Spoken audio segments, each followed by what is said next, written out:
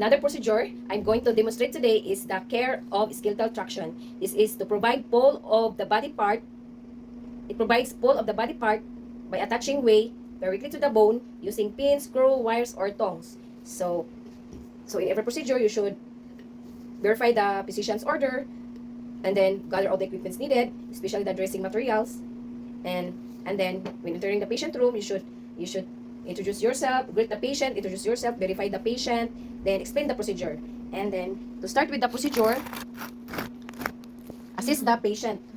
Assist the patient skeletal traction. So check the alignment. Check the alignment of the skeletal traction, the body. So way must always hang freely. So ang way niya nakahang freely. Do not remove left or rest on the floor. So nakahang dito to yung way. Ito para bugat. Then ensure that rope is pulley tracks. So naka-pulley tracks dili siya luag.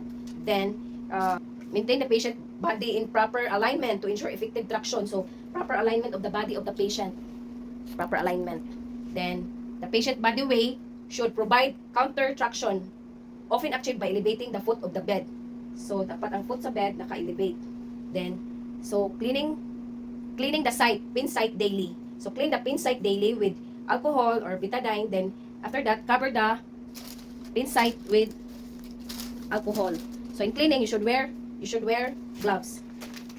Then cover with sterile gauze the site. So kabiran ra na ang mga site kung asa napit ang pin site ana.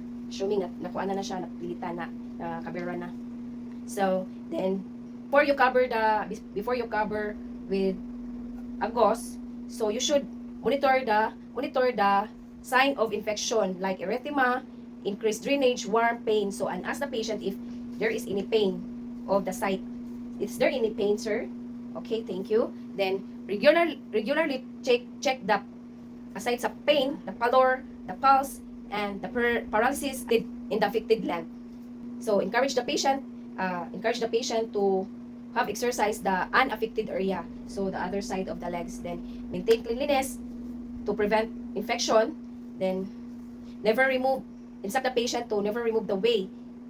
Then the patient that if there is any pain or swelling of this area, of the affected area, you should inform the nurse. Okay, sir? You should inform the nurse if there is any abnormalities on the skeletal traction. Okay? So after that, after the procedure, you should document. Then remove the gloves, then do aftercare. Then remove gloves, then do hand washing.